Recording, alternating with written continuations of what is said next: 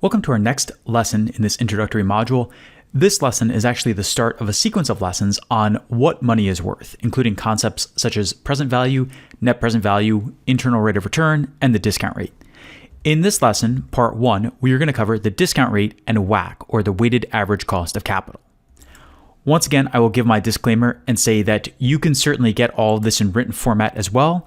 If you go to key rule number 3 in the quick reference guide, we cover all of these concepts there. With this one, we'll be showing some calculations in Excel, but this first lesson will not have a whole lot in Excel. We'll get into it more in the next 2 or 3 lessons after this. So it's up to you, but if you want to save time, you can certainly read all of this in the quick reference guide as well. Our plan for this lesson will be to first cover how to think about how you make investment decisions and the 2 main ways to think through these decisions. Then we'll define opportunity cost in more precise terms and talk about what the discount rate actually means. And then in part 3, we'll go through the discount rate for real companies and discuss how investors think about the discount rate and then how companies internally think about the discount rate. Let's start with part 1 and go through how to make investment decisions first. So the fundamental question we have to answer here is how you decide where to put your money. And there are 2 ways of thinking through this. First off, you can think about the intrinsic value versus the asking price of a company or asset. An asset being something like a stock or bond or a home or other real estate, for example. So you might invest when the asking price is less than the intrinsic value. For example, a house costs $400,000, but you believe it's actually worth $500,000. Therefore, it makes sense to invest because there's a good chance that eventually the home could climb in value to that $500,000. The second method you can use to make investment decisions is to look at the potential returns versus the opportunity cost. And here you would invest when the potential returns exceed the opportunity cost. For example, you think that by buying that same house, you can earn 15% per year if you hold it for 5 to 10 years and then you sell it at the end. Now, your other options might be earning only 10 to 12% per year on similar houses in that geographic area. Since this investment offers a 15% annualized yield, it seems to be a better bet than your other opportunities, which offer only a 10 to 12% annualized yield. Now, as you'll see, these methods, although they might seem different at first, are actually equivalent.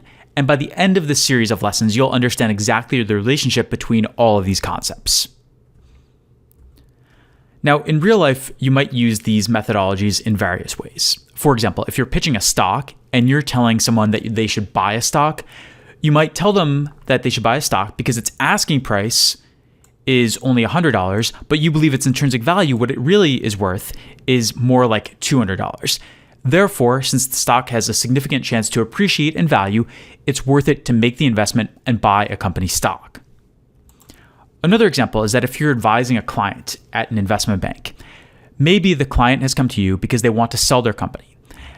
You think that their company is worth $500 million, but you recommend that the company target a $400 to $450 million price in a sell-side process so you can be more conservative. Now, the reason you do this is because if you only get this 400 to 450 million, it's a little bit below what you think the company's actually worth, but the client will still be pleased because it's in the initial range that you gave them. On the other hand, if you get this 500 million, the client will be really happy because it's higher than what you initially told them. And then one other example is if you're making an investment recommendation at a private equity firm, a firm that buys companies, holds them, and then sells them in the future. Your targeted returns might be 20% annually, so about twice what the stock market has returned in the past. But you analyze a potential deal involving one company where you buy it and then sell it, and you believe that it could produce 25% annually versus your target of 20%. Therefore, you recommend buying the company and doing the deal.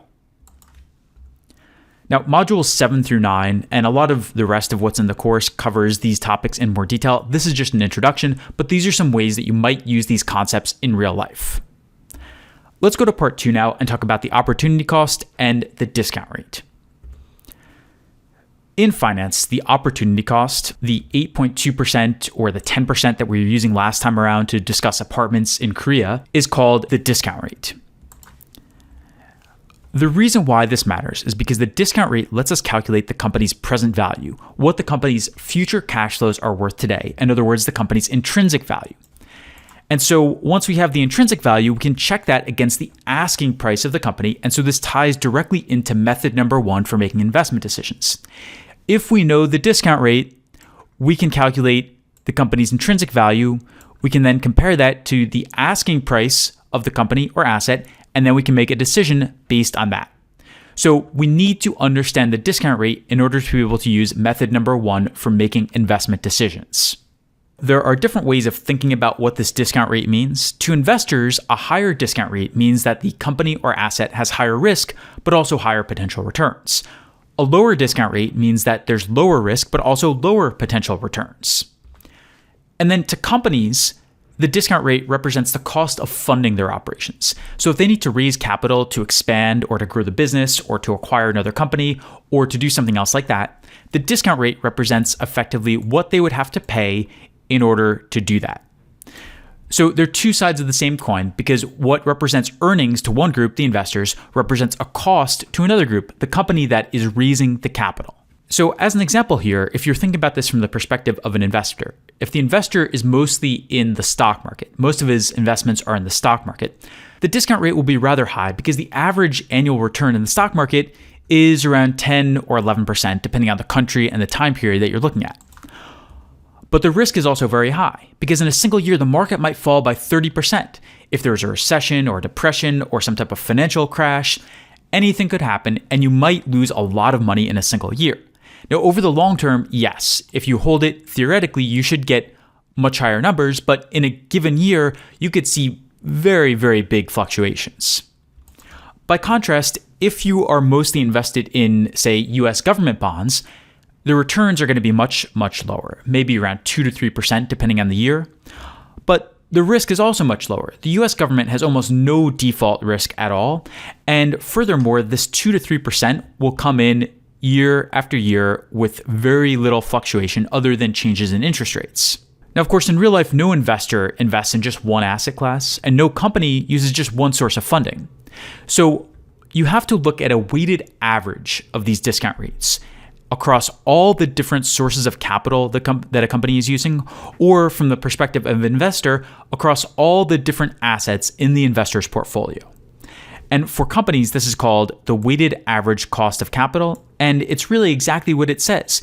You look at all the different sources of capital, you figure out the discount rate for each one, and then you take a weighted average to get this figure, also known as WACC.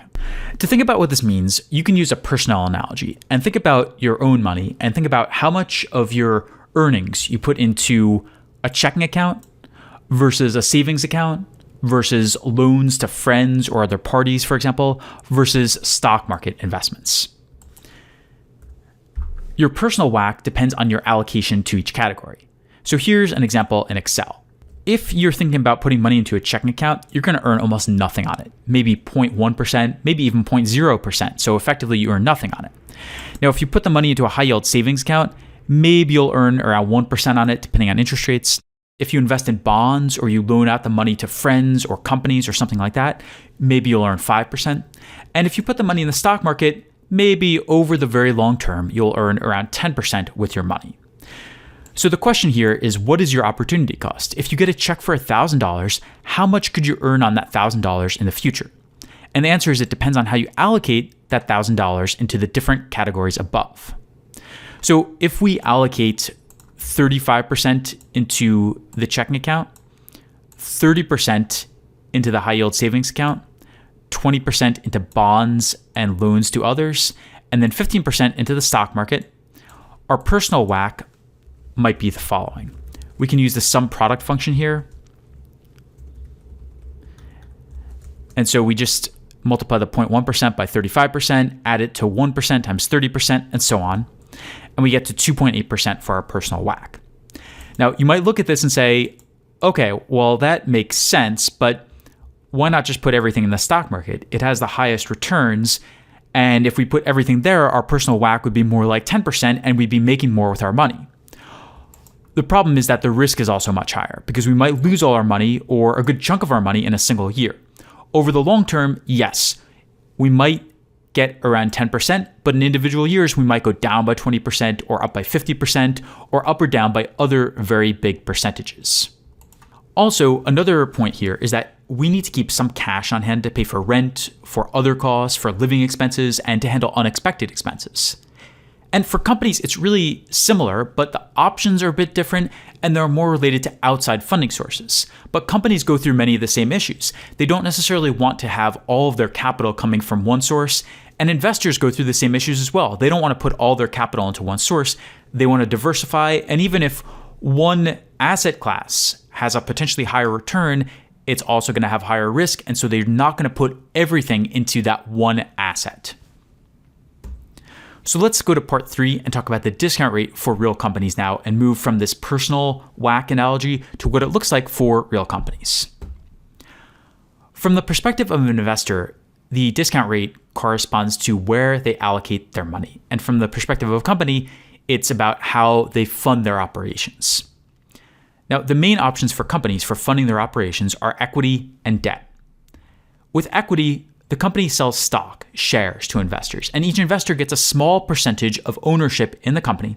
Now, the investor doesn't necessarily get any guaranteed cash payments, but they do get some ownership in the company, and potentially they could sell those shares for more in the future if they become worth more in the future. With debt, the company borrows money from lenders. Lenders do not own anything in the company, so they can't sell shares in the company because they don't have any shares, but they do get cash interest payments from the company. Maybe the company pays 4% or 5% or 7% interest, and the lenders will get some form of payment like that from the company. They'll also get their entire principal, what they've loaned to the company, back in the future, assuming the company actually repays it. For investors, stock market investments are the riskiest, but they also offer the highest potential returns. And from the perspective of companies, equity, stock, is almost always more expensive than other options. So if a company wants to raise funds, equity, issuing stock to new investors, is almost always going to be the most expensive option. Now, from the perspective of lenders, debt investors, debt is less risky, but it also offers lower potential returns. It gives a fixed interest rate, so there's only so much that you can really earn with debt, but it is less risky, and the chances of losing everything are also quite a bit lower. And from the perspective of companies, debt is almost always cheaper than equity, at least at first. It changes over time, but at least initially, debt gives some cost advantage over equity. With these concepts, riskier industries such as biotech, for example, tend to have higher discount rates. Mature and predictable ones like retail or manufacturing, for example, tend to have lower rates. Now, we get a lot of questions about how to calculate all these numbers, and if you want to see an example of this in Excel, we have right here this simple example with equity and debt, selling stock in the company to other investors and then borrowing money from others. And the concept behind WACC here is really the same. We look at the discount rate after taxes, and then we look at the percent of total funding here, and we can just use a sum product function. So we get to our company WACC of 8%. 60% equity, 40% debt gives us that result. And of course, we're not going to put everything into debt or everything into equity because we want to be somewhat diversified with our capital sources. We've gotten a lot of questions at this point about how you actually calculate the after-tax discount rate for equity and debt. And the short version is that the calculations are not that important for right now. But to give you a rough idea, for the cost of equity, for the discount rate for stock, you might measure this based on past stock market performance of this company or similar ones. So if the historical returns have been around 8 to 10% per year over a long period of time, you might expect something similar going forward. For the cost of debt, the discount rate for debt, you might look at the interest rate the company is currently paying on its debt or the rates that similar companies are currently paying on their debt and then use those. So if this is around 4 or 5%, then you might expect 4 or 5% for the cost of debt going forward. We get into this in a whole lot more detail in modules 7 through 9 on the valuation/DCF analysis, so please take a look at those if you want all the numbers and the real calculations for these concepts. For now, I just wanted to introduce what the discount rate is and explain a bit about how you use it. We're at the end, so let's do a recap and summary. You can make investment decisions by looking at the intrinsic value of an asset and comparing it to its asking price. If the asking price is less than the intrinsic value, you should think about investing. You can also compare the potential returns to your opportunity cost. if your potential returns exceed your opportunity cost, you should also think about investing. Opportunity cost in finance is known as the discount rate, and it represents both risk and potential returns. If the discount rate is higher, the risk and potential returns are higher. If the discount rate is lower, the risk and potential returns are both lower. It matters because the discount rate lets you determine the present value of a company's future cash flows. That corresponds to the company's intrinsic value, and so it lets you compare that intrinsic value to the asking price, which is one of the ways that you can make investment decisions. We use this analogy of your personal WACC and where you could put money, including in a checking account, a savings account, bonds and loans, and stock market investments, and saw how it's quite similar for normal companies, except with companies, the main options are equity and debt, and you saw examples of how to make these simple calculations. In general, equity tends to be the most expensive option for companies, but also for investors, the highest yielding and highest risk option. Debt, by contrast, tends to be cheaper for companies, but from the perspective of investors, it's also lower yielding and has lower risk. That's it for this lesson on the discount rate and WACC. Coming up next, you're going to see how to put these concepts into practice by using the discount rate to calculate the present value of an asset or company, and then compare it to its asking price to make an investment decision.